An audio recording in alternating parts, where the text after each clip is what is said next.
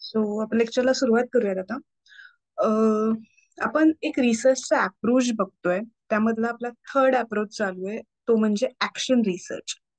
आता action research म्हणजे नक्की काय, की जेव्हा त्या वर्कप्लेस मध्ये काम करणारे लोक स्वतः त्यांचे प्रॉब्लेम सॉल्व्ह करतात, त्याला आपण म्हणतो ऍक्शन रिसर्च.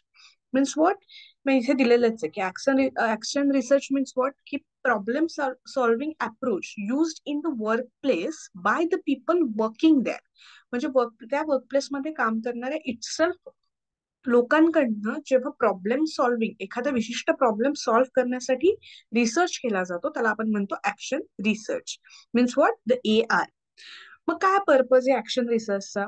ते म्हणजे to solve the immediate problems. म्हणजे जे प्रॅक्टिकल इश्यू आता लगेच आपल्या सोबत घडतात, त्याच्यावर लगेच कोणतं तरी सोल्युशन काढणं, हा एक फर्स्ट पर्पज आहे ऍक्शन रिसर्चचा. म्हणजे काय, की टीचर्सला कळतंय की मुलांचं इतकं एका सब्जेक्टमध्ये अटेन्शन त्यांना कमी वाटतंय.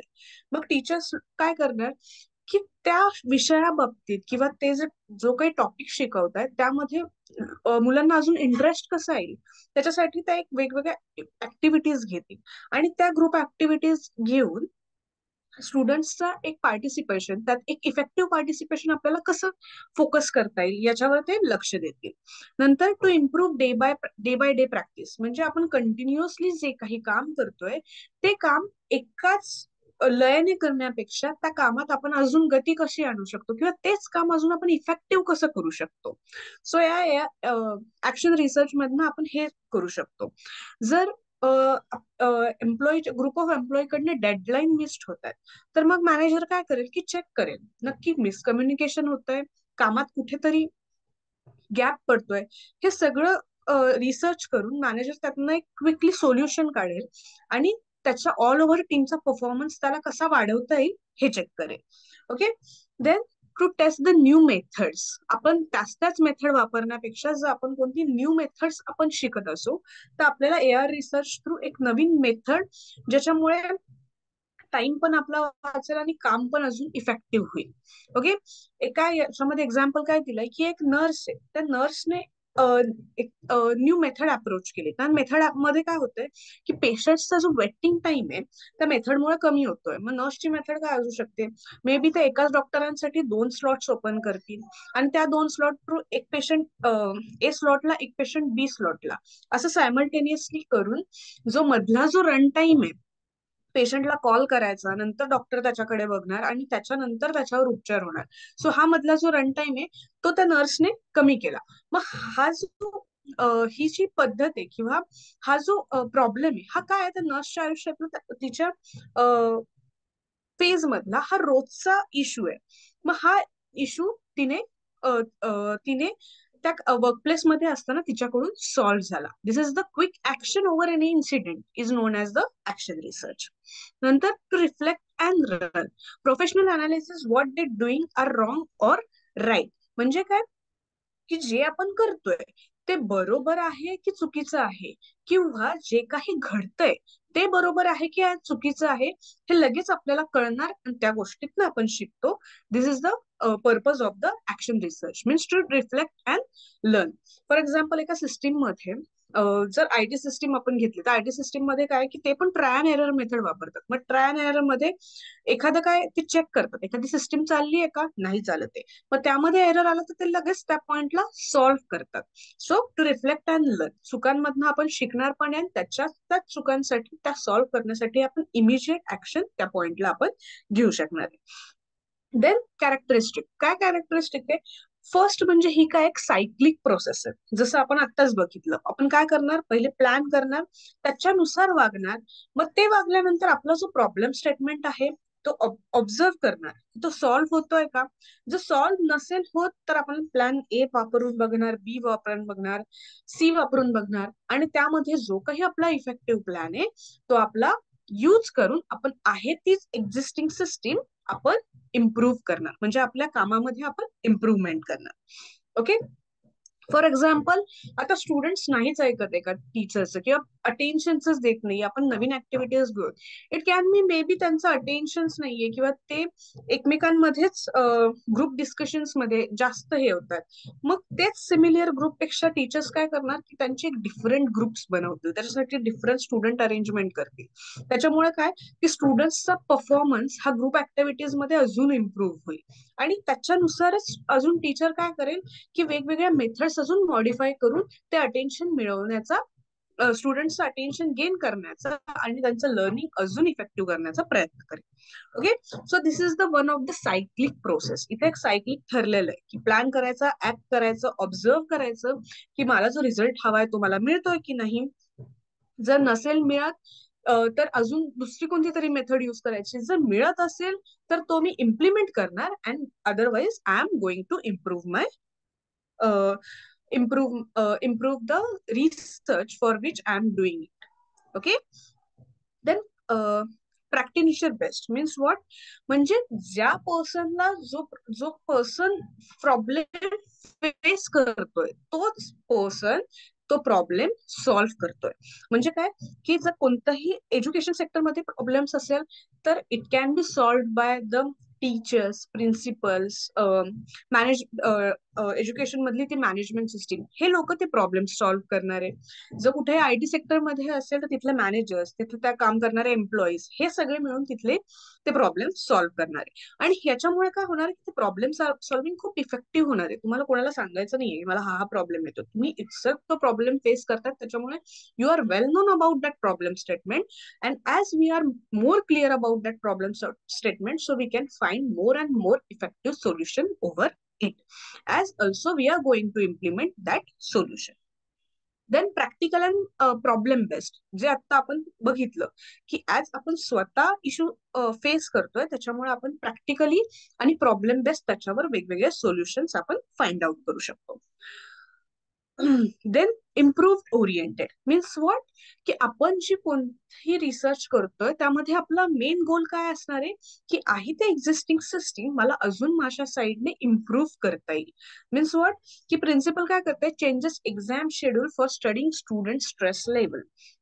इम्प्रुव्हमेंट ओरिएंटेड म्हणजे प्रिन्सिपलने सेन्स केलं की एक्झामच्या शेड्यूलमुळे किंवा एक्झामच्या टाईट शेड्यूलमुळे खूप पेपर एक दोन डिफिकल्ट हार्ड लेवलचे सब्जेक्ट एकत्र एकाच दिवशी येतात किंवा बॅक टू बॅक येतात. मग हे जेव्हा स्टुडंटला फेस होत आहे त्याच्यानंतर हे जेव्हा प्रिन्सिपलला फेस होत आहे तर त्यांनी काय केलं की त्यांनी एक्झामचं शेड्यूल चेंज केलं. मीन्स काय की प्रॉब्लेम स्टेटमेंट स्टुडंट्सचा होता, तर प्रिन्सिपल जे कोणी होते त्यांच्याकडनं सेन्स झाला, इटसेल्फ तिथं तो सॉल्व्ह झाला. देन रिफ्लेक्टिव्ह मीन्स व्हॉट, की research reflect on what work, म्हणजे जिथं ॲज युजल की वर्कप्लेसमध्ये जो काम करतोय तोच तो इश्यू सॉल्व्ह करतोय. त्याच्यामुळे तो लगेच ते काही जे चेंजेस आहेत किंवा ते इम्प्रुव्हमेंटचे आपले जे काही आपण प्लॅन्स आहेत तो लगेच तिथे रिफ्लेक्ट करू शकतो आणि चेक करू शकतो त्याची improvement. So methods, first method काय, क्लासरूम और work place observation. Means as it is the teaching field मध्ये असणारे तर आपण क्लासरूम मध्ये आपल्याला जे काही दैनंदिन इश्यूज येत आहेत ते आपण लगेच सॉल्व्ह करू शकतो. जर ते वर्क प्लेस मध्ये असणारे सेम लाईक दॅट, की रोजच्या जीवनात आपण काम करताना जे काही इश्यू येत आहेत ते आपण सेन्स करणं, त्याच्यावर ऑप्शन शोधणं आणि विजिबल ऑप्शन इम्प्लिमेंट करणं.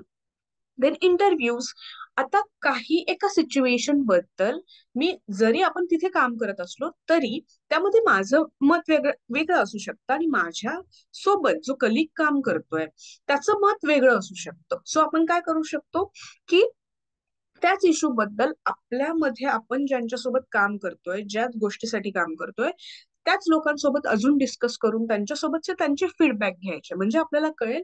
एकाच माणसांकडनं घेऊन आपलं ते काय होणार की एकाच डिरेक्शनने आपला जो आपलं इम्प्लिमेंटेशन किंवा आपले सोल्युशन हे एकाच दिशेने जातील.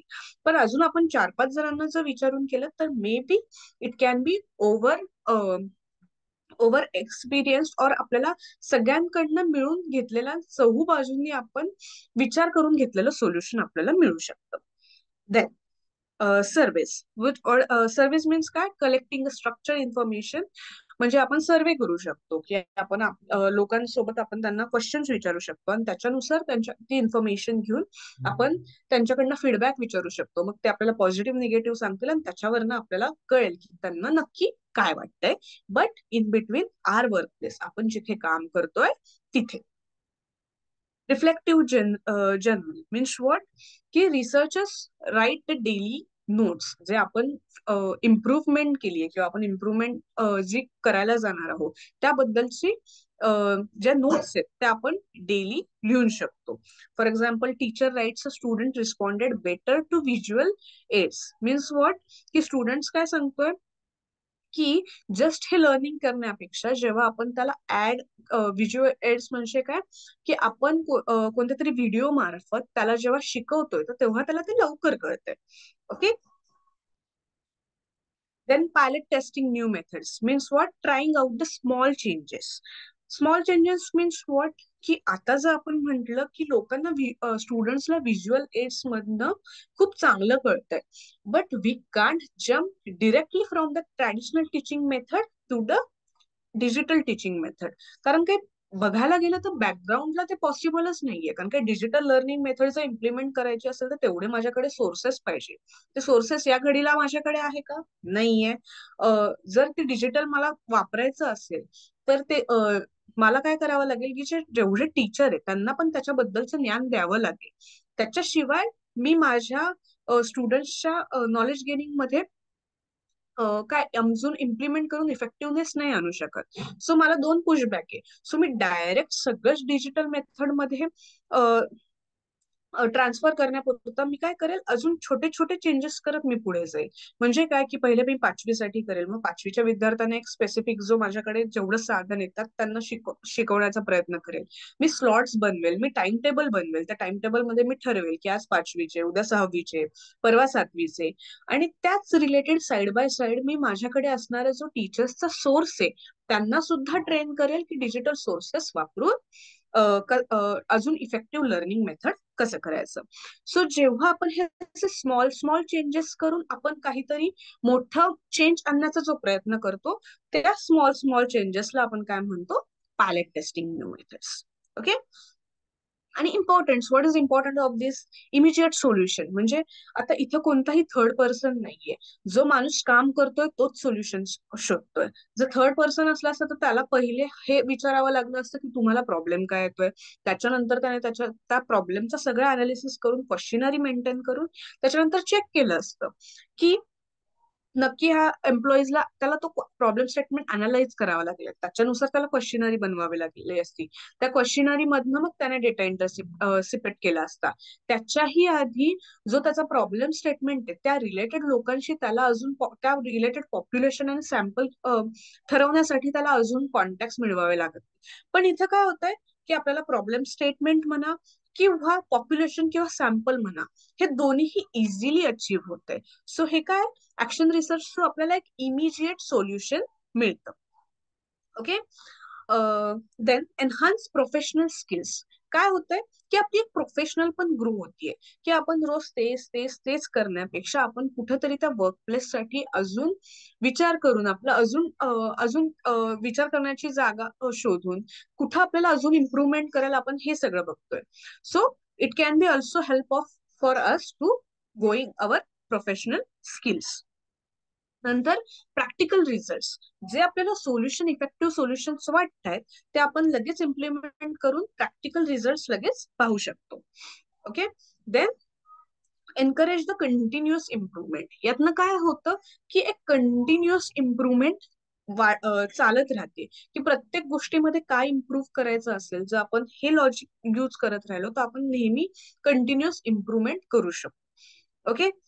Then limitations. What is limitation, non generalizable. Means what, की आपण जे आपण आपल्या वर्कप्लेस साठी जे काही सोल्युशन्स यूज करतोय that can be not possible to be apply to the another work set.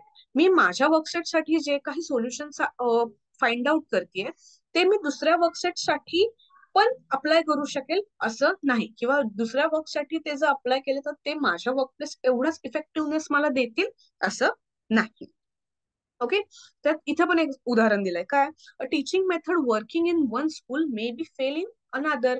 म्हणजे आपण टीचिंग मेथड एका स्कूलमध्ये खूप इफेक्टिव्ह इम्प्लिमेंट झाली, पण तीच टीचिंग मेथड मी दुसऱ्याकडे इम्प्लिमेंट करायला गेली तर it can B fail. So characteristics बाबतीत त्यांचे जे काही सोर्सेस आहेत त्यांच्यामध्ये प्रत्येक गोष्टीमध्ये फरक असतो. जे आपण म्हणतो की दोन माणसांमध्ये फरक असतो, म्हणून आपण कधीही त्यांची जेव्हा तुलना करणार आहे, किंवा आपण म्हणतो की त्याच्याशी कंपॅरिझन करताना लोकांमध्ये कंपॅरिझन नाही करायचं का, कारण काही प्रत्येक पर्सन हा एकमेकांच्या पेक्षा डिफरंट असतो. मे बी सम ऑफ त्याची एक पॉझिटिव्ह बाजू असते किंवा दुसऱ्याची दुसरी पॉझिटिव्ह बाजू असते. So this is it's a not generalizable. Then researcher bias. Researcher maybe influences result. म्हणजे कधी कधी काय होतं की रिसर्चरला काय वाटतं की मला जे वाटतंय तेच बरोबर आहे. मग काय करतात तर फक्त त्या बाजूनेच थिंक करून तसाच तो रिसर्चर्स आणि त्या प्रकारचेच जर आपण इम्प्रुव्हमेंट्स इफेक्टिव्हनेस करण्यासाठी जर आपण सोल्युशन्स दिले तर it can be a researchers bias. Teacher may think her method is best because she created it.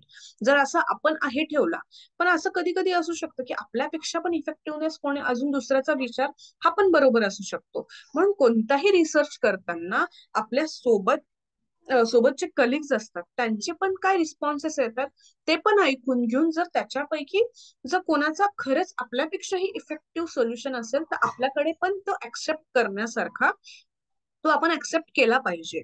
Or else जर आपण असं करत नसलो तर it can be called as the researcher bias. And then time consuming. Professional must find extra time. काय की कधी कधी हा टाइम कन्झ्युमिंग होऊ शकतो, कारण काही आपल्या रोजच्या कामात काहीतरी नवीन करायचं म्हणजे त्याच्यासाठी आपल्याला वेळ हा काय ठेवावा लागेल, राखीव ठेवावा लागेल. आणि तो राखीव वेळ मिळणं किंवा तो सगळे जे आपले सोल्युशन्स आहेत ते सगळे ट्रायड आउट करणं it can be sometimes time consuming. Then requires the good reflection skills. Means what, जर आपल्याला प्रॉब्लेम स्टेटमेंट कळलंय पण आपल्याकडे ही पण एक कला पाहिजे की आपण जे ऑब्झर्व करतोय किंवा आपण जे सोल्युशन्स आपण फाइंड आउट करून इम्प्लिमेंट करणारे ते नक्की छान किंवा ते नक्की सुटेबल आहेत का. जर ते सुटेबल आणि हे सगळं चेक करण्यासाठी आपल्याकडे काय पाहिजे की आपल्याकडे चांगले ऑब्झर्वेशन स्किल्स पाहिजे. जर आपण हेच नीट ऑब्झर्व करू शकलो नाही तर आपल्याला नीट प्रॉब्लेम स्टेटमेंट कळणार नाही. आणि जर आपण रिझल्ट नीट अनालाइज आणि ऑब्झर्व करू शकणार नाही तर आपल्याला हे कळणार नाही की सगळ्यात माझा इम्प्रूव्ह रिझल्ट कोणता असणार आहे. Okay. So this is our action research चे आपण सगळे गोष्टी बघितल्या. ऍक्शन रिसर्च मध्ये सगळ्यात महत्वाचं म्हणजे काय की जेव्हा एखादा रिसर्च हा त्या एम्प्लॉई किंवा त्या वर्कप्लेस मध्ये काम करणाऱ्या लोकांकडनंच केला जातो. सो त्यांचंच प्रॉब्लेम स्टेटमेंट त्यांचेच सोल्युशन याच्या आणि त्या सोल्युशनवर इफेक्टिव्हनेस आपल्याला वाढवला जातो, then it's can be known as the action research. Then our next type is the participatory research. What is meant by participatory research? Means what? It involves the researcher and community member working together. म्हणजे काय, जर त्यात तुम्ही जर research करत असाल कोणासाठी तरी, जर आपण चेक केलं तर नाव one's is the one's profession is the from the advocate side आणि profession is from the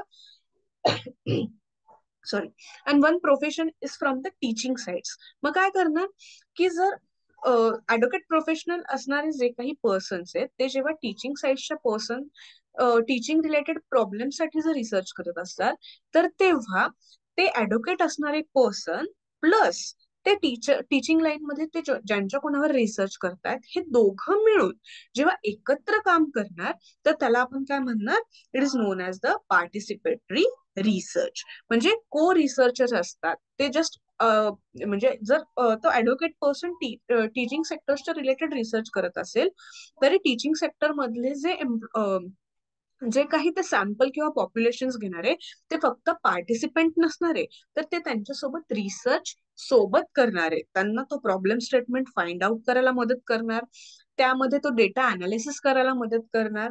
so as a को रिसर्चर ते एकमेकांसोबत काम करणार.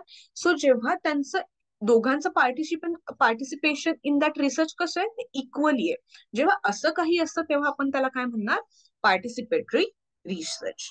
Okay. Then what is the purpose of that?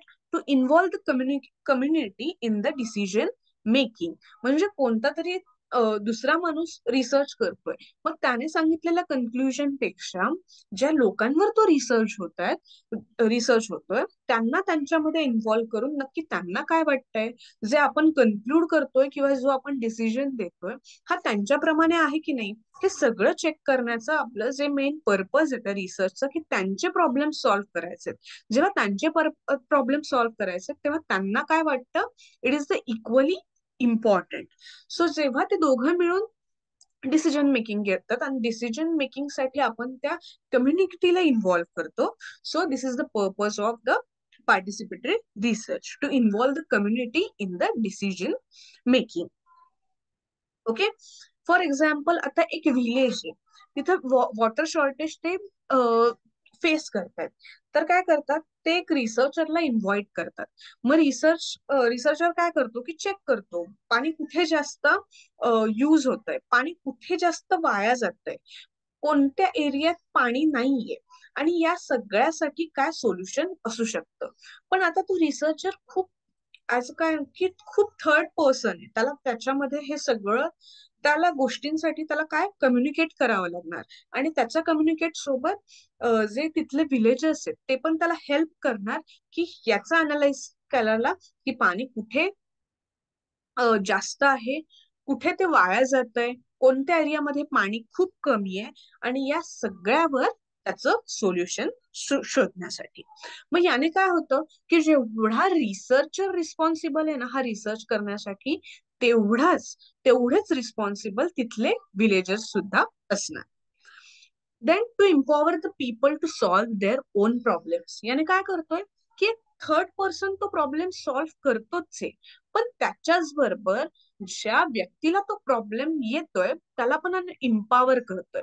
Means काय की सायकोलॉजी मध्ये मोस्टली काय होतं की जर समोरच्या माणसाने जर काम करण्याची किंवा विचार करण्याची तर क्षमता त्याची नाहीये, तर काय करतो, एक तो थर्ड पर्सनचं ओपिनियन घेतो.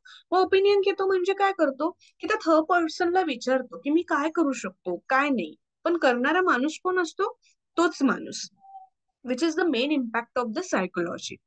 मग काय होतं की participatory research provides the people with the skills, knowledge and confidence so they can solve even after the research ends. आपण त्या लोकांना इन्व्हॉल्व केल्यामुळे काय होतं की त्यांच्यामध्ये ते स्किल्स प्रॉब्लेम सॉल्व्ह करण्यासाठी ते डेव्हलप होतं, त्या प्रॉब्लेम बद्दलचं नॉलेज डेव्हलप होतं, आणि ते आपण सॉल्व्ह करतोय जेव्हा हे आपल्याला कळतं तर आपल्यामध्ये काय होतं की कॉन्फिडन्स येतो की आपण ही गोष्ट सॉल्व्ह करू शकतो. इथे एक सुंदर एक्झाम्पल दिलंय. कोणतं की the woman in rural areas may not know how to gather the data. Okay. So मग काय करतो रिसर्चर, त्यांना ट्रेन करतो की सर्वे कसा घ्यायचे, आणि हे कशासाठी, तर डॉमेस्टिक व्हायलन्स. मग रुरल एरियाज मध्ये कधी कधी दॅट पर्सन किंवा तो पर्सन जास्त किंवा त्या वुमन्स बोलत नाहीत किंवा त्यांना कळत नाही की याला रिॲक्ट कसं करायचं. देन काय होतं की एक थर्ड पर्सन जाऊन त्यांना एम्पावर करतो, त्यांच्यात तो कॉन्फिडन्स देतो बोलण्याचा, किंवा त्यांनी तो जो डोमेस्टिक व्हायलन्स आहे तो कसा म्हणजे त्याला प्रतिकार कसा केला पाहिजे, तो का चुकीचा आहे. कारण काय रुरल एरियाज मध्ये प्रॉब्लेम स्टेटमेंट इथपासून सुरू होतो की डोमेस्टिक व्हायलन्स म्हणजे काहीतरी चुकीचं आहे, हे कधी कधी त्यांना पटतही नाही. सो आपण त्यांना एम्पावर करतो, त्यांना सांगतो, त्यांच्यामध्ये कॉन्फिडन्स बिल्ड करतो, आणि याने काय होतं की नेहमीच त्यांना एका थर्ड पर्सनची गरज नाही लागत. त्या कधी कधी सेल्फ ग्रो होऊन सुद्धा जो डोमेस्टिक व्हायलन्स आहे किंवा काही दुसरे इश्यू आहेत त्याच्यावर रिॲक्ट करू शकतात. To make a solution practical and the acceptable. Means what की आपण ज्यांच्या बाबतीत रिसर्च करतोय त्यांना आपण आपल्या याच्यात पार्टिसिपेट केलंय. मग काय होईल की आपल्याला एक प्रॅक्टिकल सोल्युशन्स भेटतील आणि त्याच्याच पुढे जे आपण सोल्युशन सांगतोय ते ऍक्सेप्ट होतील का नाही हे पण महत्वाचं आहे. पण आपण त्यांच्याच सोबत पूर्ण रिसर्च करतोय. सो जे सोल्युशन्स आहेत ते प्रॅक्टिकल मीन्स ते प्रॅक्टिकली तिथं इम्प्लिमेंट करणं हे पॉसिबल आहे का नाही हे त्यांच्याशीच कम्युनिकेशन मध्ये आपल्याला कळणार आहे. आणि जर ते प्रॅक्टिकबल असतील तर इझिली ते ऍक्सेप्ट पण होतील. आणि व्हॉट इज रिसर्चर सक्सेस की जेव्हा त्याने सजेस्ट केलेले जे काही सोल्युशन्स आहेत ते प्रॅक्टिकली इम्प्लिमेंट सुद्धा झाले पाहिजे. जर ते होत असतील तर कोणत्याही रिसर्चचा रिसर्च हा काय the great research and acceptable research. Okay. जर कोणताही सायंटिस्ट फार्मर्सच्या सॉइल बाबतीत जर अ, अ, कोणताही रिसर्च करणार असेल तर काय करेल की तो रिसर्चर त्या फार्मरला विचारेल की नक्की कोणती सॉइल इथे चालते. मग त्या सॉइल मध्ये नक्की तो अनालिसिस करेल की या सॉइल मध्ये नक्की कोणते घटक आहेत. मग या सॉइल साठी बेस्ट काय हे सगळं तो अनालिसिस करेल. पण जेव्हा त्याचं जे सोल्युशन येईल ते त्याला कोणासोबत डिस्कस करावं लागेल. For sure that the farmer it self की त्याने हे असं केलं. जर त्याने कोणता ए प्लॅन सांगितला की तुम्ही हे खनिज वापरा किंवा तुम्ही कोणतं इरिगेशन सिस्टीम वापरा. जर असं काही सांगितलं तर त्याला ते त्या फार्मरशीच डिस्कस करावं लागेल वेदर त्याने सांगितलेलं किंवा त्याने सजेस्ट केलेलं हे सोल्युशन नक्की बरोबर आहे का. जर त्याने असं आधी करून बघितलं असेल पण त्याला तो रिझल्ट आला का. जर नसेल करून घेतलं तर तो परत करून आपल्याला अजून इफेक्टिव्ह रिझल्ट मिळेल का. याने काय होईल की कम्युनिकेशन वाढेल अजून रिअलिस्टिक सोल्युशन्स मिळतील. आणि आफ्टर आपल्याला जर भेटला तर काय होईल बाय डिफॉल्ट तो जो रिसर्च आहे तो ऍक्सेप्टेबल पण होईल. एकच मिनिट.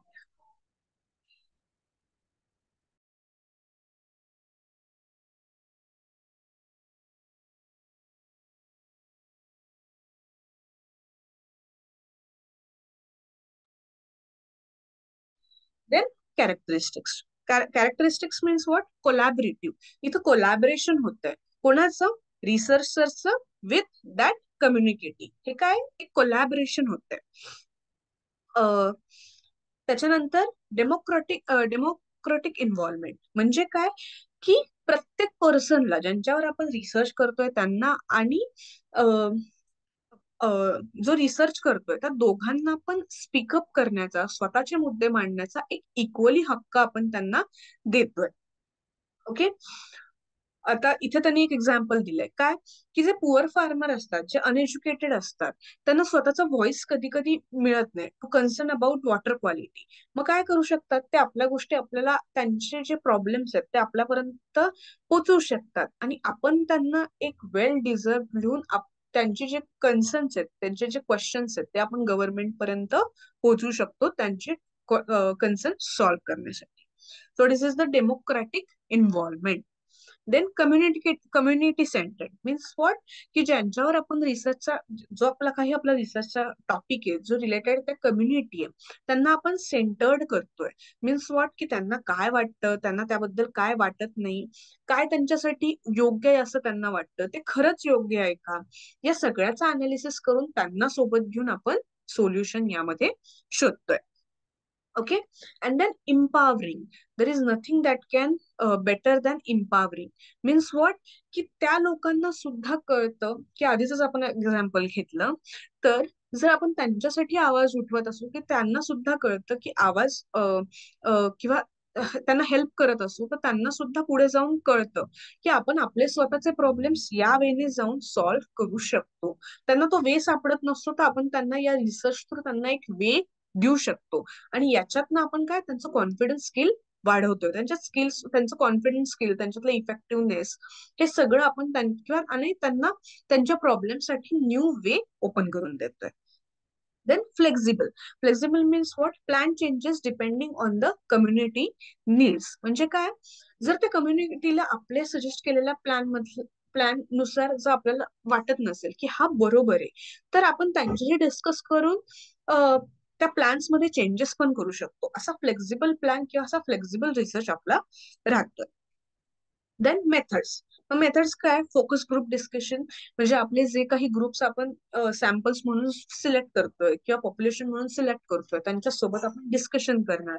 जर आपण कोणत्याही जर वुमन इम्पॉवरमेंट म्हणा त्याच्याबद्दल हे करतोय, किंवा गव्हर्नमेंट हॉस्पिटल्समध्ये ग्रुप ऑफ वुमनशी डिस्कस करतोय की त्यांना त्या हॉस्पिटल्समध्ये नक्की काय इश्यू येतोय, कॉस्टिंगचा इश्यू येतोय, बॅड बिहेवियर आहे स्टाफचं, और कुठे स्वच्छता नाहीये त्याचा इश्यू येतोय, डॉक्टर्स अवेलेबल नाहीये टाइमवर, त्यांना उपचार वेळेवर भेटत नाहीये.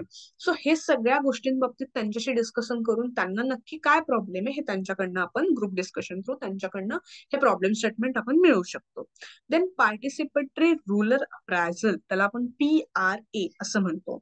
Means what? Maps, seasonal calendars, charts, या थ्रू पण कधी कधी काय होऊ शकतं की एक लँग्वेज बॅरियर येऊ शकतो, की तुम्ही काय म्हणताय ते त्यांना कळत नाहीये, ते काय म्हणतायत ते तुम्हाला कळत नाहीये, ऑर अदर एल्स की जे प्रॉब्लेम आहेत ते तुम्हाला त्या गोष्टीवर इफेक्टिव्ह अजून त्यांच्यापर्यंत कसे पोहोचवता येतील, तर तुम्ही मॅप्सचा यूज करू शकता. मग त्या मॅपमध्ये तुम्ही दाखवू शकता की इथे वॉटर सोर्सेस आहे, इथे ड्रेनेज आहे, इथं पाणी खूप येतं, किंवा इथे पाणी आम्हाला मिळतच नाहीये, असे वेगवेगळे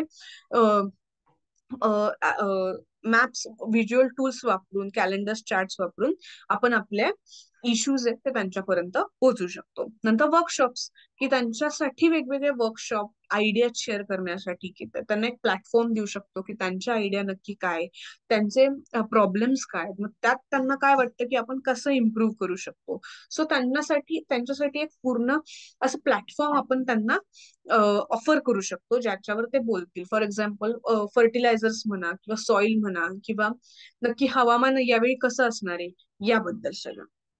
आणि observation, but obvious the main thing in the research means what, की तो रिसर्चर हे ऑब्झर्व करणार की काही जे आपण चेक करतोय की हे नॅचरली नक्की काय काय होतंय, याचा इम्पॅक्ट होतोय नाही होते, हे सगळं.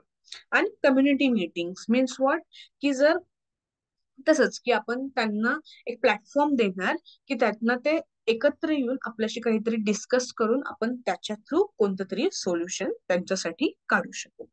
तर इम्पॉर्टन्स मीन्स काय, की ट्रस्ट बिल्ड होतोय.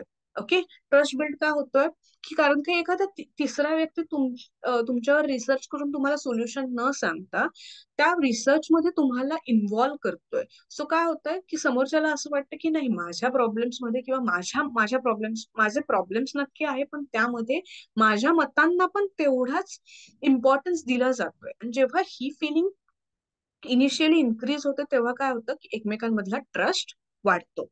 Okay. Then practical solution, as there is the communication between ज्याला त्रास होतोय आणि जो त्या त्रासावर सोल्युशन काढणार आहे, आणि त्यामध्ये आपल्याकडे एक इफेक्टिव्ह कम्युनिकेशनसाठी आपल्याकडे प्लॅटफॉर्म आहे. सो थ्रू दॅट आपण प्रॅक्टिकल सोल्युशन्स काढू शकतो. आपण जर पाणी टंचाई आहे म्हणून आपण त्याच्यावर एक उपाय काढला की आपण तिथं टँकरची सोय करू, पण आपल्याला हेच माहिती नाहीये की त्या टँकरची सोय करताना त्या इथले रस्ते नक्की चांगले आहेत का. मग आपण जेव्हा या रस्त्यांबाबतीतचे मॅप आणि याचं जेव्हा त्या गावकऱ्यांशी बोलू तेव्हा आपल्याला कळेल की नाही बाबा, हा रस्ता नाही, इथला हा दुसरा जो रस्ता आहे तो टँकर येण्यासाठी चांगला आहे. सो काय, की प्रॉब्लेमचं सोल्युशन पण मिळालं, पण ते सोल्युशन अजून इफेक्टिव्हली कसं झालं, कारण आपल्याला कळलं की पाण्याची टंचाई टँकरमुळे सॉल्व्ह होणार आहे, पण टँकर अजून सुव्यवस्थित किंवा लवकर गावात येण्यासाठी रस्ता ए नाहीये तर रस्ता बी आहे. सो असे प्रॅक्टिकल सोल्युशन आपल्यापर्यंत येतात.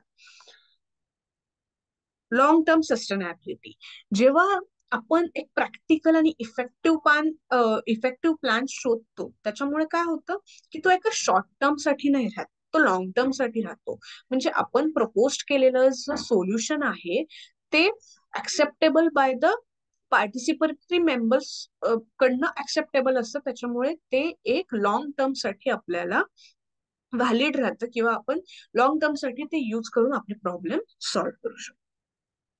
Then increased awareness, for example आपण आत्ताच बोललो की वुमन एम्पॉवरमेंट म्हणा, किंवा ते सॉइलचं नक्की सॉइल ऑब्झर्वेशन म्हणा, किंवा हवामानाचा अंदाज म्हणा, किंवा पाणी म्हणा, त्याच्यामुळे हे सगळे असे टॉपिक्स आहेत जे आपण रुरल एरियासाठी घेतले. त्याच्यातनं काय झालं की एक रुरल रुरल एरियामध्ये जे राहणारे लोक आहेत त्यांच्यात काय झालं, एक अवेअरनेस इन्क्रीज झाला, की त्यांना अजून कळालं की माझ्याच मुद्द्यांबाबतीत मला कसं बोलता येईल, किंवा जे डिस्कशन आपण करतो त्या डिस्कशन मधनं काय होतं, ज्ञानाची सुद्धा देवाणघेवाण होते. म्हणून समोरच्याची ज्ञानाची ज्ञान घेण्याची जी क्षमता आहे ती अजून वाढते, त्याच्या ज्ञानात अजून भर पडते. त्याच्यामुळे काय झालं, increase in awareness. Okay. And limitation, limitation काय आहे? हे टाइम कन्झ्युमिंग आहे, कारण की तुम्हाला प्रत्येक रिसर्चला डिस्कशन्स करायचे, त्या डिस्कशन्स नंतर तुम्ही जे काही त्या डिस्कशन्स नंतर तुम्ही सोल्युशन काढणार, त्या सोल्युशन साठी पण तुम्ही एकमेकांशी बोलणार, आणि त्या बोलण्यानंतर जे काही फायनल आपल्याला कन्व्हिनियंट सोल्युशन वापरणार ते आपण वापरणार. So it can be may a time consuming. Conflicts is the main part. कारण काय, पार्टिसिपेटरी हे त्यांच्या लेवलला विचार करणार, रिसर्चर हा त्याच्या लेवलला विचार करणार. मग काय होऊ शकतं, जेव्हा विचारांची देवाणघेवाण होते तेव्हा प्रत्येकाचेच विचार प्रत्येकाला पटतात असं नाही. मग जेव्हा दोघांचे विचार पटत नाही तर तेव्हा आपण एक सुवर्ण मध्य काढतो. पण काय महत्वाचं, की प्रत्येकाचे विचार प्रत्येकाला पटत नसल्यामुळे जे काही सोल्युशन्स निघतील त्या सोल्युशन्स मध्ये सुद्धा काही कॉन्फ्लिक्ट होऊ शकतात. आता रिक्वायर्स अ स्ट्रॉंग कॉर्डिनेशन्स. जेव्हा आपण कोणतंही सोल्युशन काढत असो तेव्हा जे लोक डिस्कशन्स करतात किंवा ज्या लोकांमधनं आपण सोल्युशन काढणार आहे त्यांच्यामध्ये काय पाहिजे, एक स्ट्रॉंग कॉर्डिनेशन्स पाहिजे. नक्की सोल्युशन कसं आहे, मग ते सोल्युशन जर इफेक्टिव्ह नसेल मग ते पूर्णतः इफेक्टिव्ह नाही का, त्या सोल्युशन मधली फक्त हीच बाजू जर आपण चेंज केली तर ते इफेक्टिव्ह होईल. त्याच्यासाठी काय पाहिजे, सगळ्यांमध्ये स्ट्रॉंग coordination, communication पाहिजे. And after that the data may be biased.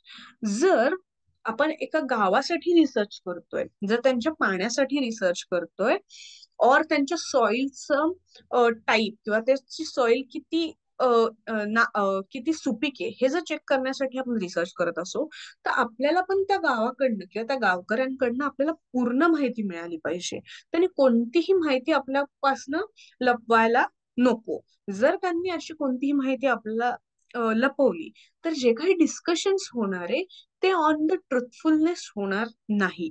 आणि जेव्हा फॉर एक्झाम्पल की या रिसर्चमध्ये, पार्टिसिपेटरी रिसर्चमध्ये मेन काय, की आपण ज्या लोकांशी कम्युनिकेट करतोय, दिस इज द मेन आपलं काय, this is the main our data. पण हा डेटाच आपल्याकडे ट्रुथफुल आला नाही तर आपण जे काही सोल्युशन्स काढणार आहे, आपण जे काही कम्युनिकेट करणार आहे, it can be may be biased. कारण काय, बायस्ड कसं होईल, किंवा it can be may be wrong, and it can not be lead to our correct solution. Okay. So आपण रिसर्च अप्रोच मधले आज परत दोन प्रकार शिकलो. कोणते, एक म्हणजे action research approach and second means participatory research approach. आता रिसर्च अप्रोच ही गोष्ट आता आपली, हा टॉपिक आपला इथे संपतो. आता नेक्स्ट आपण हायपोथेसिस साठी स्टार्ट करू. बिफोर दॅट, कोणाला ऍक्शन रिसर्च आणि पार्टिसिपेटरी रिसर्च मध्ये काही इश्यूज आहेत किंवा हे कळलं नाहीये किंवा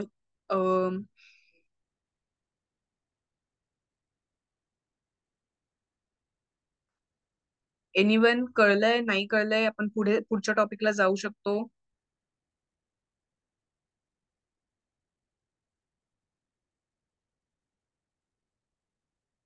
Yes, we can go ahead. Then hypothesis. Hypothesis हा वर्ड आपण याच्या आधी खूप वेळा वाचलाय. कोणी सांगू शकतं का की हायपोथिसिस मीन्स व्हॉट?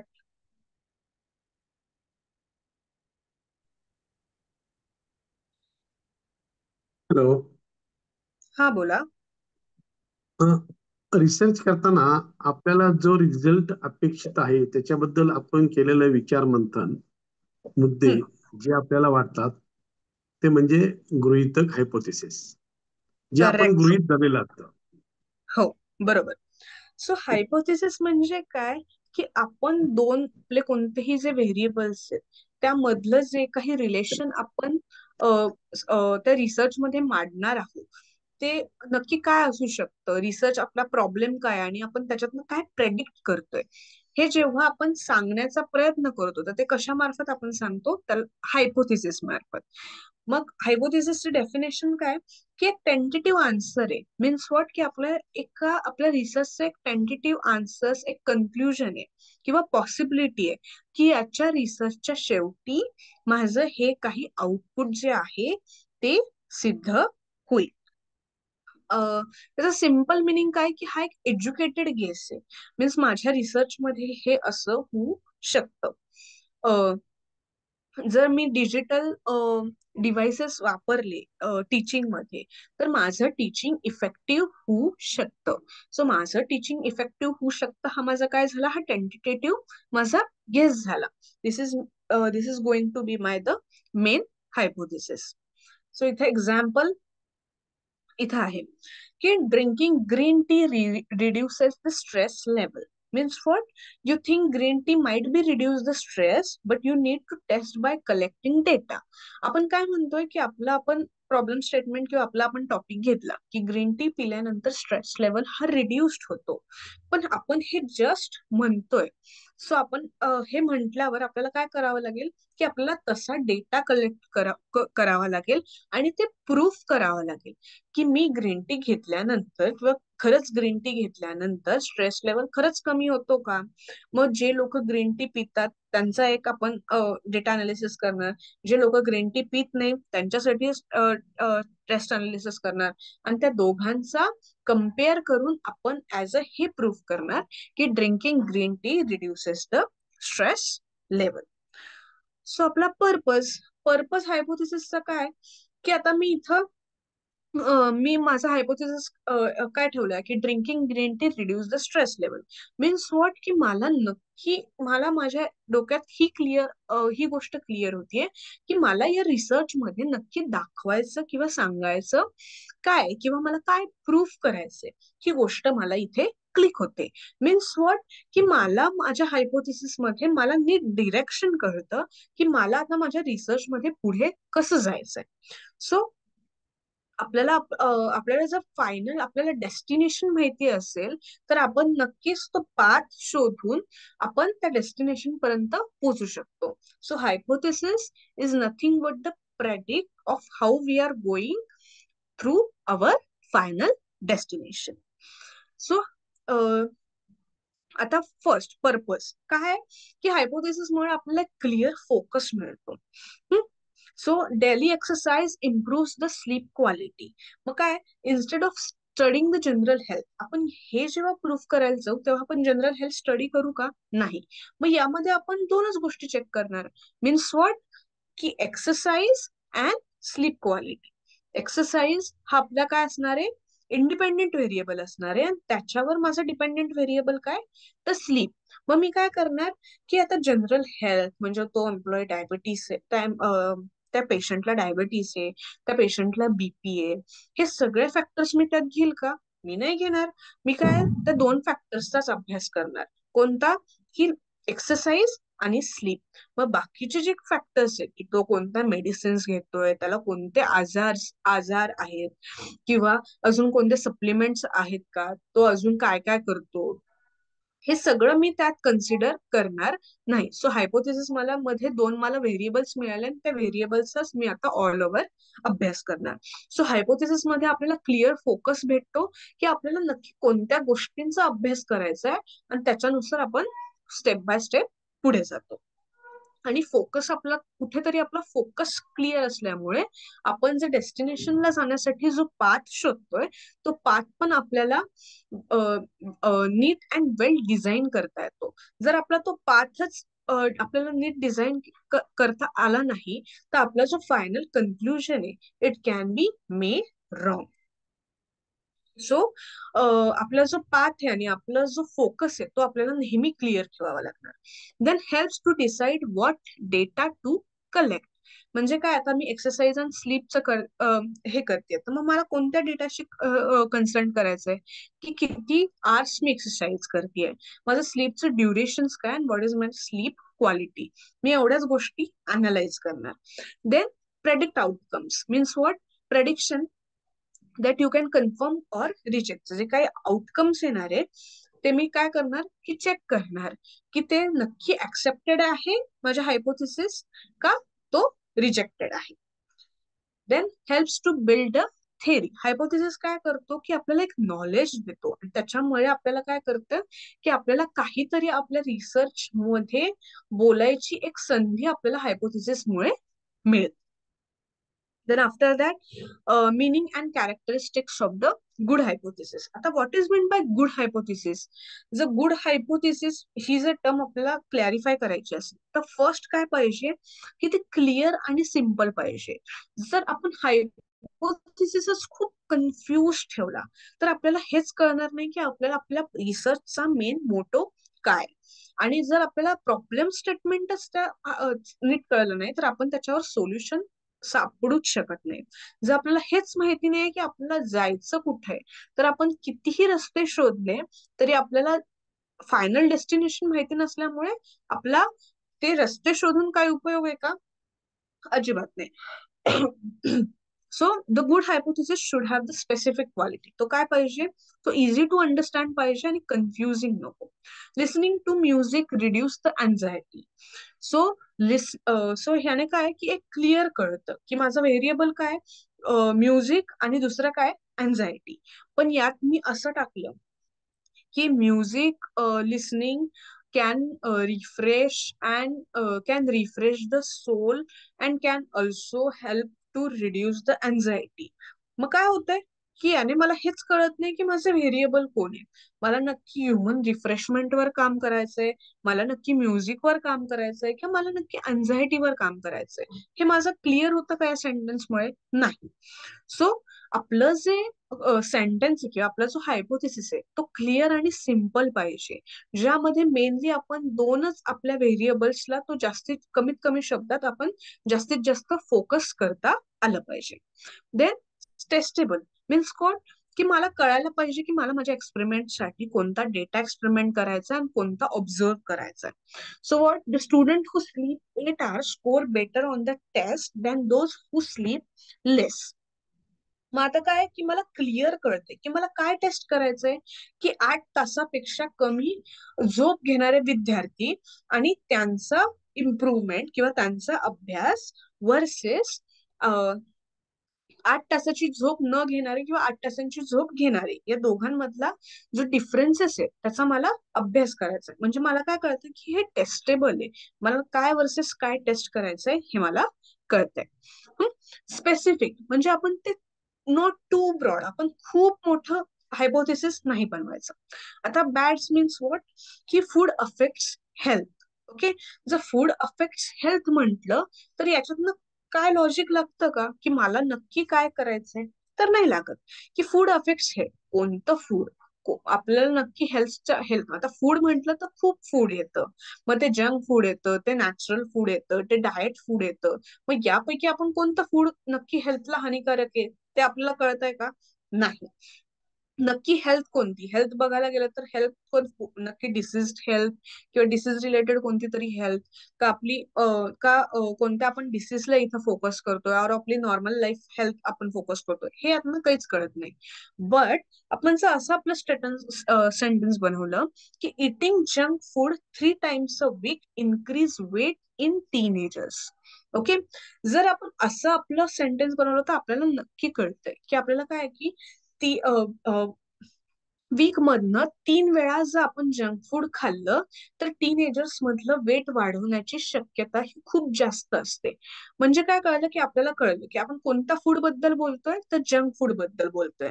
आणि हेल्थ आपण कोणाची फोकस करतोय तर टीनेजर्सची करतोय. आणि त्या हेल्थ मधला पण कोणता कन्सेप्ट आपण ब्रॉड करतोय की त्यांच्या वेट बद्दलचा कन्सेप्ट आपण हायलाइट करतोय.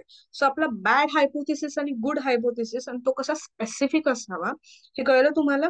आणि खाली एक्सप्लेनेशन दिले त्यांनी की हे काय हे खूप क्लिअर आहे कशामधल्या दोन गोष्टींमधला कशाचं आपल्याला कम्पॅरिझन करायचंय, त्या दोन गोष्टी कोणते व्हेरिएबल्स आपल्याला रिच आउट करायचे आणि आपल्याला नक्की काय मेजर करायचंय.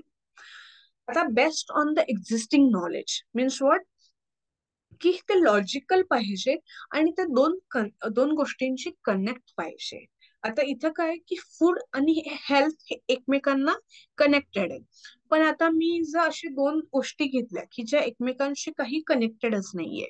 जर मी काय म्हणाला जर मी स्टडी आणि त्याला मी असं स्टडीला मी ट्रॅव्हल असं दोन गोष्टी जर मी हे कर ट्रॅव्हल ही स्टडी असू शकते, पण या दोघांमध्ये जर आपण खूप खूप लांब लांबच्या गोष्टी जर इंटररिलेट केल्या तर या रिलेट नाही होऊ शकत. सो आपलं जे एक्झिस्टिंग नॉलेज आहे, जे दोघांमधलं हा लॉजिकल कनेक्ट आहे, तेच लॉजिकल कनेक्ट यूज करून आपल्याला आपला हायपोथेसिस बिल्ड करायचा आहे. ओके. सो आपल्याला एक एक्झाम्पल्स आहे, आपल्याला कसं आपण कोणत्या गोष्टीवर रिसर्च करायचा ठरवतोय की तो रिसर्च की जो फ्रुट्स ही स्टुडंट्सची किंवा काय म्हणू शकतो आपण लहान मुलांची इम्युनिटी वाढवते. ओके.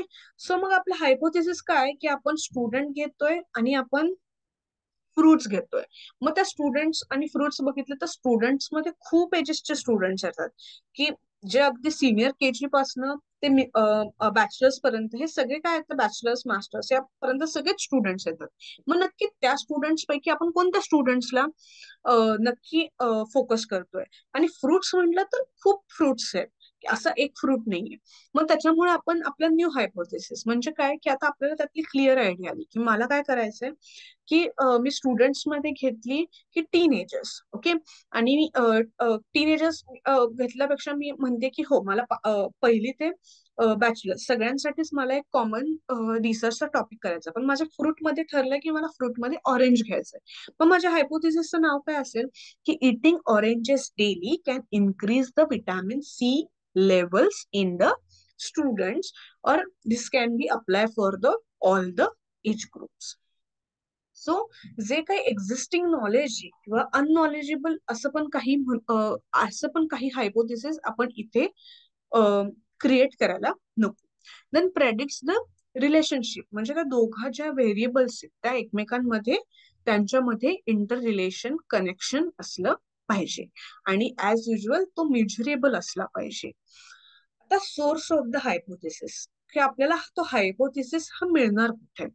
आता पहिलं म्हणजे प्रिव्हियस रिसर्च म्हणजे काय की तुम्ही जो टॉपिक सिलेक्ट करताय त्यामध्ये आधीच्या लोकांनी किंवा त्याच्यावर ऑलरेडी जे रिसर्च झाले त्या रिसर्च मध्ये त्यांनी काय काय रिसर्च केलंय. आता past studies shows yoga reduce the stress आहे. मग तुम्ही काय करू शकतात की तुम्ही तुमच्या हायपोथेसिस मध्ये काय घेऊ शकतात. जर तुम्ही याच्यासाठी एक आयटी एम्प्लॉईजचा सेक्टर तुम्ही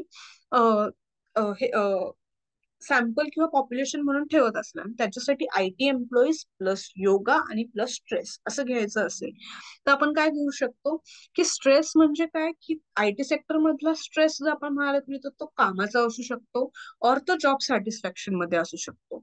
आता आपण आयटी सेक्टरच्या एम्प्लॉईजचा प्रत्येकच जर कामाचा आणि जॉब सॅटिस्फॅक्शनचा पण घ्यायला लागलो तर आपला रिसर्च काय होतो खूप लेंदी होतो. मग आपण त्यातले एक एक टॉपिक घेतो. मग त्या एक एक टॉपिक मधनं आपला रिसर्च काय होतो की yoga improve the job satisfaction among IT employees.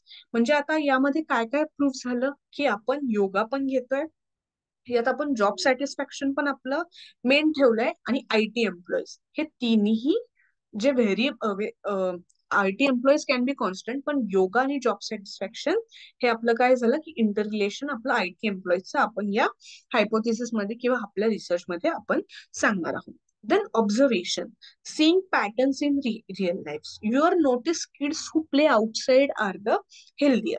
आता तुम्ही हे नोटीस करतायत की जे मुलं हे अजून पण ग्राउंडवर कोणतेही स्पोर्ट्स खेळतात किंवा ते बाहेर जाऊन खेळतात हे हेल्दियर्स असतात. ओके. सो मग तुम्ही हायपोथेसिस मध्ये काय देतात की outdoor games improve physical fitness in the children.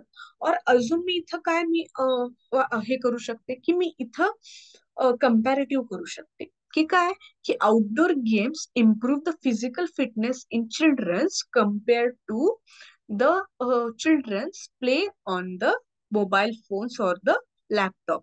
म्हणजे जी मुलं ही फक्त मोबाईल फोन और द लॅपटॉप्सवर खेळतात त्यांच्याही पेक्षा जे आउटडोर गेम्स खेळतात त्यांचा फिटनेस हा काय चांगला राहतो.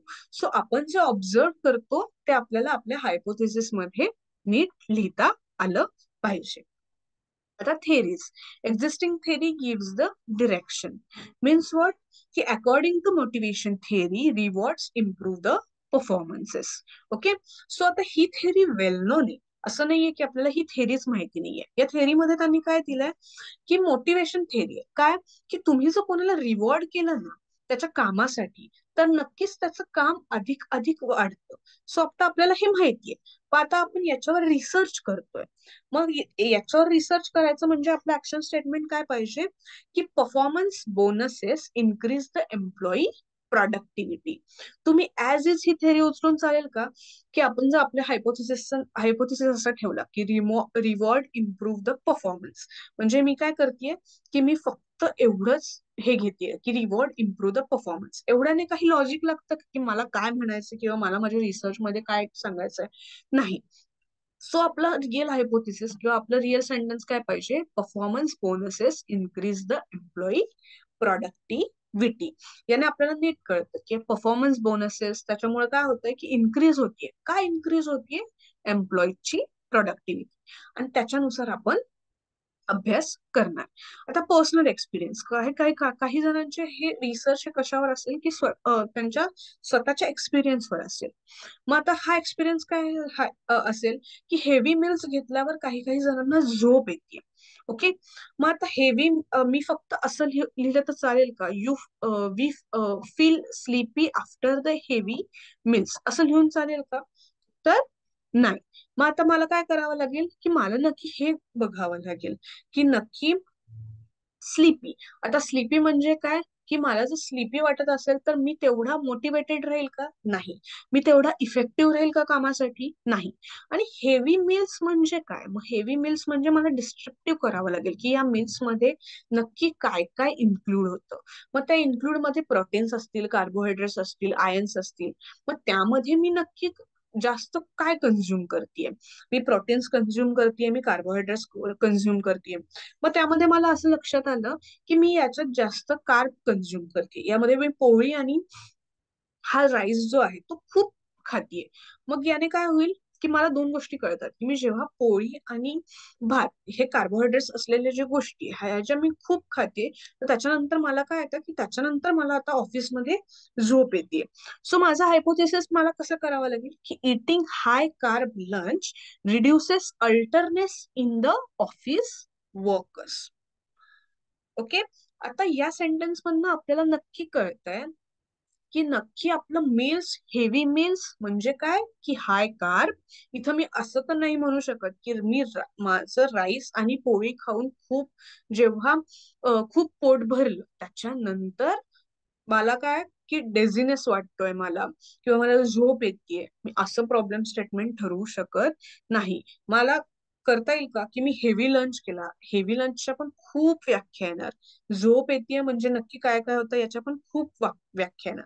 सो आपले जो प्रॉब्लेम स्टेटमेंट आहे जे दोन कोणते व्हेरिएबल्स आपल्यामध्ये क्रिएट होत आहे त्यामध्ये सगळे ते अजून संक्षिप्त करून मग आपल्याला आपला हायपोथिसिस चा मेन टॉपिक, त्यामधले दोन व्हेरिएबल्स आणि आपण कोणासाठी बोलतोय हे असं संक्षिप्त रूपात तिथं लिहिता आलं पाहिजे. आणि last is a cultural and the social issue. Means what की ते एक रिअल वर्ल्ड प्रॉब्लेम पाहिजे. Many student skip the breakfast. मग आपण काय केलं की student who skip the breakfast have the lower energy level.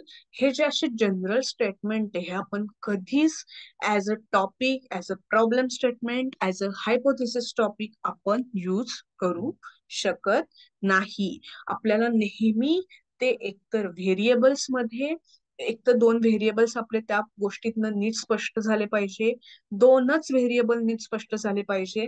त्यामध्ये अजून तुम्ही वेगवेगळे वर्ड्स वापरून त्या व्हेरिएबल्स मध्ये लोकांचं कन्फ्युजन व्हायला नको. सो आपले दोनच व्हेरिएबल पाहिजे, त्यांच्यामधलं कम्पॅरिझन आणि नक्की आपण त्यामध्ये काय आपण आपल्या रिसर्च मध्ये आपण सांगणार आहोत ते आपल्याला नीट मांडता यायला पाहिजे. So hypothesis is the backbone of our research. आपल्याला हायपोथेसिस हा नीटच क्रिएट करता आला पाहिजे. So heirs the functions. पण आपण आता फंक्शन्स आणि त्याचे जे काही एक्झाम्पल्स आहेत ते हायपोथेसिसचे पुढच्या लेक्चरला बघूयात. आजचं लेक्चर कळलंय सगळ्यांना? कोणाला काही कळलं नाहीये किंवा काही क्वेश्चन्स आहेत किंवा काही रिपीट करायचंय?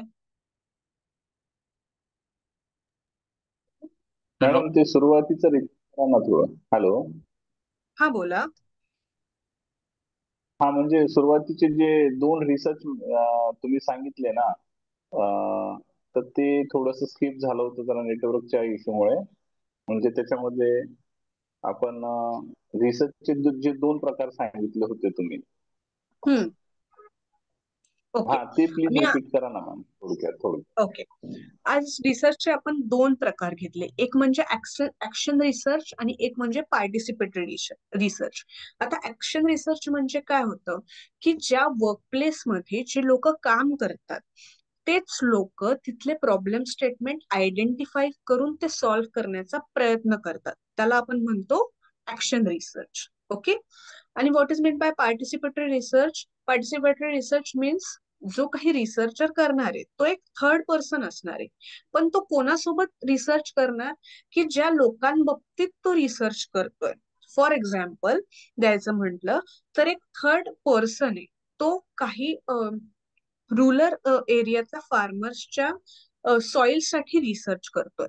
मग तो काय करणार? तो रिसर्चर पण त्या रिसर्चचा एक पार्ट असणार, प्लस ते जे काही फार्मर्स असणार आहे ते त्याला ऍज अ को रिसर्च म्हणून हेल्प करणार. Means what?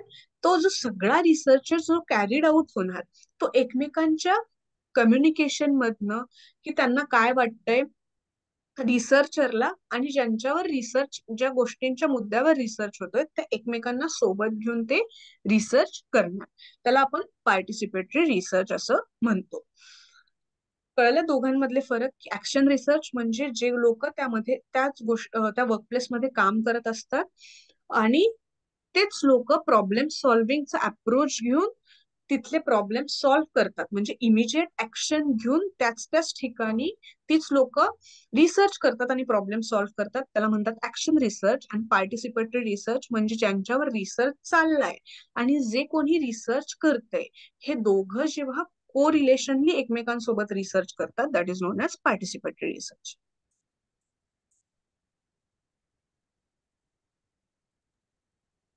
क्लिअर. ओके.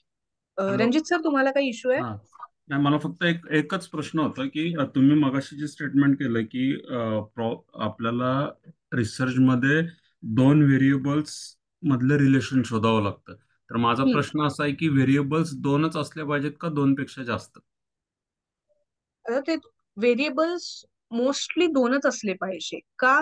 तर तो तुमचा रिसर्च जो आहे तो तुमचा टॉपिक काय याच्यावर पण आहे, पण तुम्ही जर 2च व्हेरिएबल घेतले तर तुमचं रिसर्चचं जे ऑल ओव्हर कन्क्लुजन आहे ते तुम्हाला फाइंड आउट करणं आणि ते तुम्हाला डेमॉन्स्ट्रेट करणं हे तुम्हाला इझी जातं. आणि तेच जर व्हेरिएबल्स तुम्ही जास्त घेतले तर तुमचा रिसर्च अजून कॉम्प्लेक्स होऊन तो समोरच्यापर्यंत पोहोचेपर्यंत मग डेटा कलेक्शन म्हणा या सगळ्यांमध्ये खूप अडचणी येतात. सो आपण ठरल्याप्रमाणे जर आपल्याला खूप गोष्टी जर वाटत असेल तर आपल्याला त्यातनं आपल्याला पिकअप करावे लागतील की मग या दोघा किंवा तिघांपैकी मेन गोष्ट कोणती आणि मला त्याच्यामधला रिसर्च करायचा आहे. सो दिस इज अबाउट की आपला प्रॉब्लेम स्टेटमेंट आणि आपले व्हेरिएबल्स क्लिअर असायला पाहिजे, पण आपण मोस्टली 2च व्हेरिएबल्स घेतो. ओके, म्हणजे बरोबर. काल आपण ते कॉम्प्लेक्स स्टेटमेंट बद्दल बोललो की कॉम्प्लेक्स नसलं पाहिजे. Yes, got it. Yes yes. हो. ओके. पण आपण जे म्हंटलो की bad food is not good for health, जर असं तुमच्या डोक्यात असेल तर तुम्हाला स्वतःला विचारावं लागेल की फूड म्हणजे नक्की कोणतं फूड आणि हेल्थ म्हणजे मी कोणाची नक्की हेल्थ कन्सिडर करणार. मग त्यामध्ये टीनेजर्स घेतलं तर मग त्यांची हेल्थ म्हणजे मी त्यांचे डिसीज कन्सिडर करणार की मी त्यांची जस्ट एक ग्रोईंग हेल्थ कन्सिडर करणार. सो आपणच आपल्याला विचारलेले प्रश्न हे त्यातनं आपण व्हेरिएबल्स काढणार. पण mostly 2 variables is always advisable for any research. Okay, म्हणजे कारण करेक्ट करेक्ट ओपन स्टेटमेंट नसलं पाहिजे. Got it. Yes yes right. Yes. Okay, thank you. अजून कोणाला काही क्वेश्चन्स? आजचं सेशन कळालंय सगळ्यांना? हो ma'am. Yes yes yes ma'am. Yes ma'am. Madam thank you. Yes. उद्या 8:30 वाजता. Hello ma'am. हा बोला ना, sorry. Yes yes ma'am. Ma'am आता हे जे हे बुक आहे तुम्ही ज्याच्यातनं आम्हाला शिकवताय हे आपल्या सिलेबस मधलंच आहे ना? म्हणजे नाही जे नाही, आपल्याला हे 4 सिलेबस बुक दिलेले मधलं आहेत बुक नाहीये. परवा एक लेक्चर झालं होतं सॅटर्डेला, ज्यामध्ये आपलं असं ठरलं होतं की आपण पॉइंट्स बुक मधले घेणार, पण आपण ते पॉइंट्स खूप वेगवेगळ्या एक्झाम्पल्स थ्रू डेमॉन्स्ट्रेट करणार. सो ह्या जस्ट ओके माझ्या एक ओके नोट्स आहे, ज्यामध्ये मी जस्ट पॉइंट्स पण काही रिअल लाईफ एक्झाम्पल्स त्यामध्ये एक्सप्लेन केलेत, ज्याने आपल्याला ती टर्म खूप इझिली समजेल. Okay okay ma'am. रेफरन्स साठी काही बुक्स वगैरे म्हणजे नावं सुचवाल मॅम, म्हणजे आम्हाला थोडंसं अजून सोपं जाईल अभ्यास करायला, सेल्फ अभ्यास करायला. अच्छा, रेफरन्स साठी माझ्याकडे आज त्या बुक्सची लिस्ट नाहीये, मी तुम्हाला ती प्रोव्हाइड करते पुढच्या काही लेक्चर्स मध्ये. हा चालेल मॅम, चालेल. किंवा टेलिग्राम ग्रुपलाही पाठवली तरी चालेल ना, म्हणजे सर्वांनाच त्याचा इनडायरेक्टली बेनिफिट व्हायला मदत होईल. ओके सर, नक्की चालेल.